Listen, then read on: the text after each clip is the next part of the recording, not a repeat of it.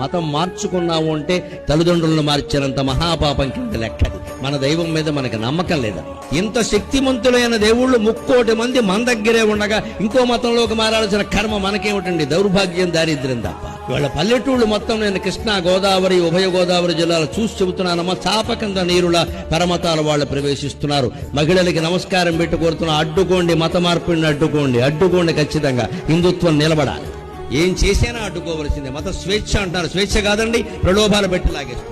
చిన్న అనారోగ్యం రాగానే మన ఇంట్లో చేరిపోతారు పుస్తకాలు పట్టుకుని. మనకి లేవా పుస్తకాలు?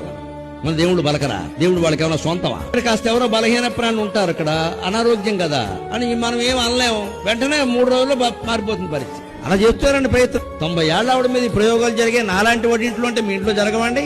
నేను అందుకోసమే పల్లెటూళ్ళు పిలిచినా ఎంత ఇబ్బంది అయినా ఎందుకు వస్తానంటేనమ్మా, ఈ ఘోరాలు ఇక్కడే జరుగుతున్నాయి. మత మార్పులు వాటిని ఆపి తీరడం ప్రవచనకర్తగా నా కర్తవ్యంగా భావిస్తాను.